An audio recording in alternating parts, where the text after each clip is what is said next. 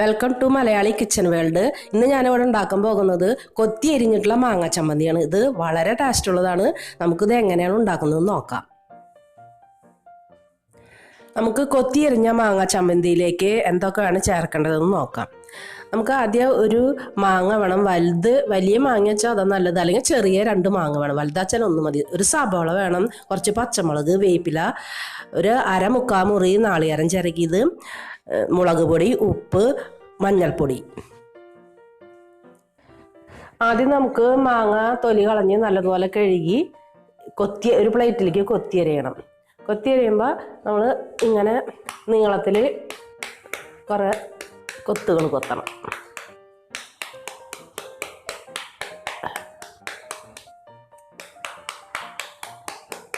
അത് കഴിഞ്ഞിങ്ങനെ ഇങ്ങനെ അടുപ്പിച്ചടുപ്പിച്ച് കുറേ കൊത്തുകൾ.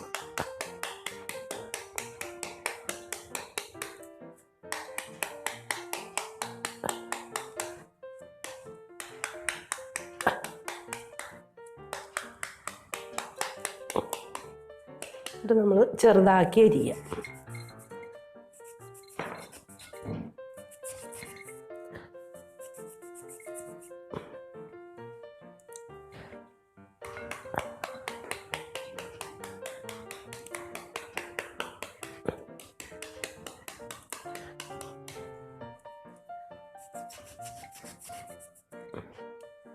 അപ്പോൾ നമ്മുടെ മാങ്ങ ചെറുതായിട്ട് കൊത്തി അരിഞ്ഞിട്ടുണ്ട്. ഇനി നമുക്ക് ഒരു ജാറിലേക്ക് നമുക്ക് ചിരകി വെച്ച നാളികേരം ചേർക്കാം.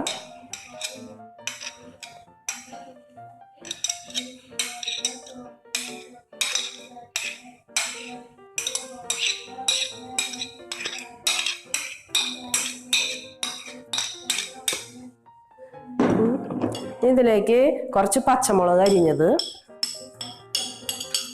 കുറച്ച് വേപ്പില, ഇനി കുറച്ച് 1/2 ഗ്ലാസ് വെള്ളം ഒഴിച്ചു കൊടുക്കാം. ഇനി ഇത് നമ്മൾ ഒരു പകുതി അരവ് മതി. കറിയിലേക്കൊന്നും അരയണത്ര അരിവൊന്നും വേണ്ട. പകുതി അരവിൽ അരച്ചെടുക്കാം.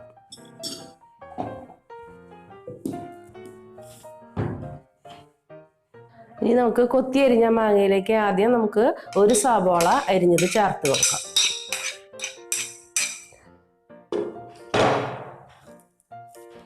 കുറച്ച് വേപ്പില ഇട്ട് കൊടുക്കാം.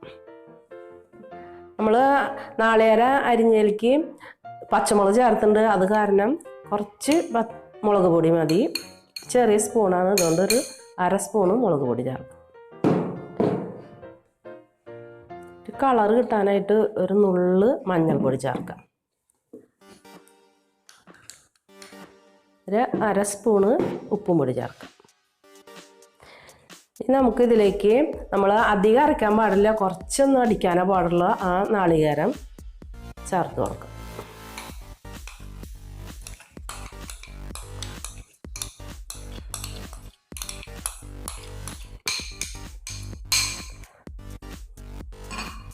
നമുക്ക് ഇത് നന്നായിട്ട് ജോയിൻ്റ് ആക്കി കൊടുക്കാം.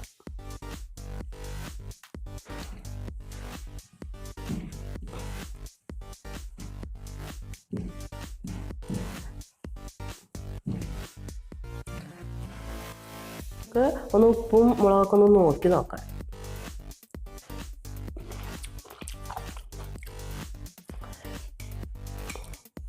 കുറച്ചും കൂടി ഉപ്പും പൊടി ചേർക്കാം.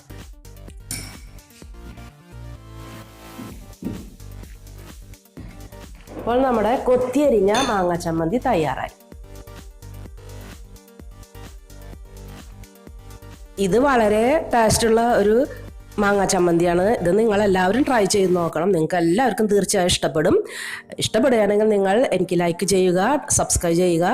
വീണ്ടും ഒരു വീഡിയോയുമായി നമുക്ക് അടുത്ത ദിവസം കാണും വരെ ഗുഡ് ബൈ.